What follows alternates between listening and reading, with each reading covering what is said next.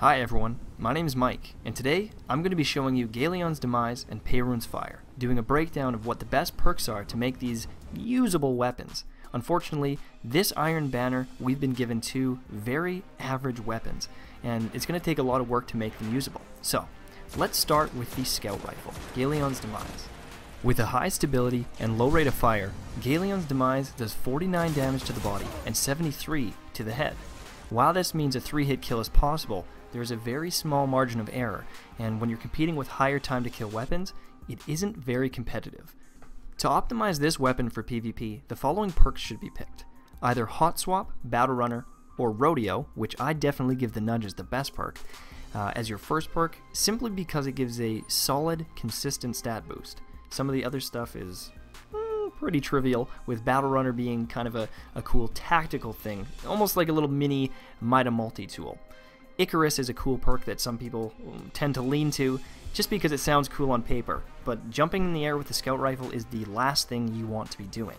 For perk number 2, Small Bore and Brace Frame, simply because they're going to be adding stability and range to your weapon while sacrificing things like reload speed and magazine size.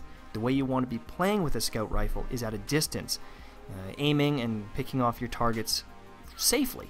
So things like Snapshot, where you're going to be pulling up your weapon faster to aim, aren't really needed, because if someone's coming at you with a shotgun or something like that and you need to be pulling out your Scout Rifle, you're already dead. The only other perk I'd recommend is Lightweight.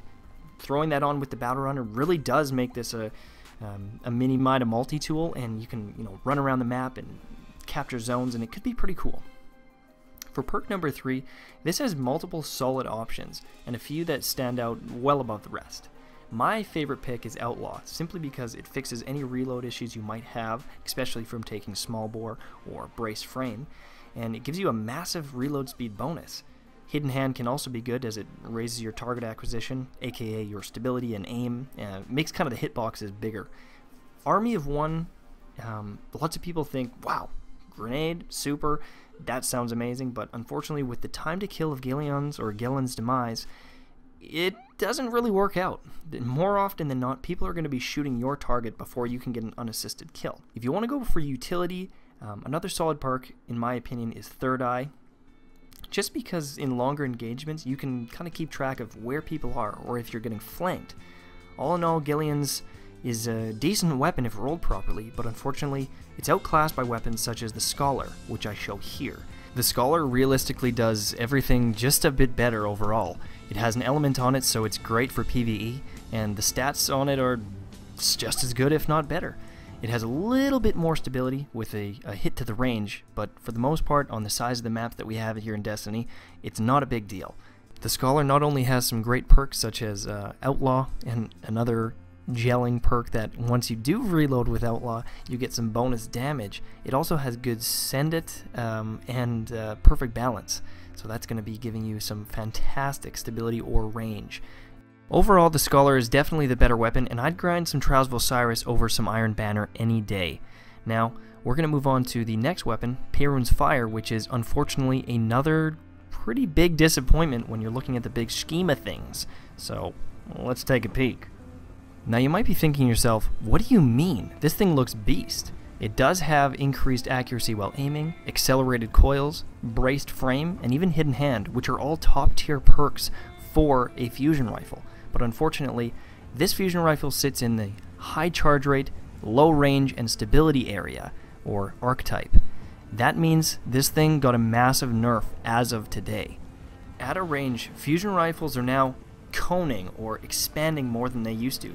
So even though Perrins Fire outclasses other similar charge rate fusion rifles, things like the give and take equation absolutely decimate it if you get the proper roll. It has almost double the stability as a base model, and while it has lower charge rate, that can be amped with accelerated coils to almost the exact same amount. With the recent nerf and the introduction of weapons like the Matador, Party Crasher, and Fellwinters, there's no real reason to use a fusion rifle over a shotgun. Unless you roll something like the one I showed with, increased stability, high range, and some good impact and maybe some charge rate, you're kind of handicapping yourself out there, and fusion rifles are becoming a dying breed. With that said, we've been given two very subpar weapons to choose from this Iron Banner, And if I were you, I wouldn't waste your time grinding for them. There's other things you could be doing, such as the Prison of Elders to find some better weapons out of the chests, or prepping for next week's Trials of Osiris. Thanks for listening, everyone. Let me know what you think in the comments if you agree with me or you think I'm lost here, but I think you're going to agree with me when you say, wow, what a waste of time. And if you're curious, who is this guy talking? Stay tuned for a couple more minutes as I introduce myself as a new PlanetDestiny member. Hi everyone, my name is Mike. I'm the newest addition to the PlanetDestiny team. When I'm not making videos on my original channel, MTashed, I'm going to be bringing you content similar to this, where I break down how to win outnumbered situations, how to know when to fight and when to flee, and other things that'll really help your game in the Crucible. I'm a bit of a specialist when it comes to PvP, being featured by Bungie as the knife juggler a few months ago, I guess now. And I also hold about a 4.0 kill-death ratio, which puts me in about the top 100 players in the world. I don't mean to be cocky, but I'm a killing machine.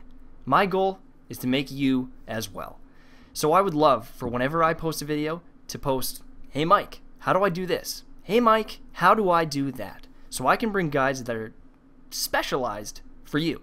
I want to bring content that you guys are going to like, you're going to learn from. And there's stuff that's really the issues for you versus me just spitting out content that you guys already know. So, thanks for listening, thanks for having me PlanetDestiny, and let's grow together and be good players out there. Have a good one, Guardians.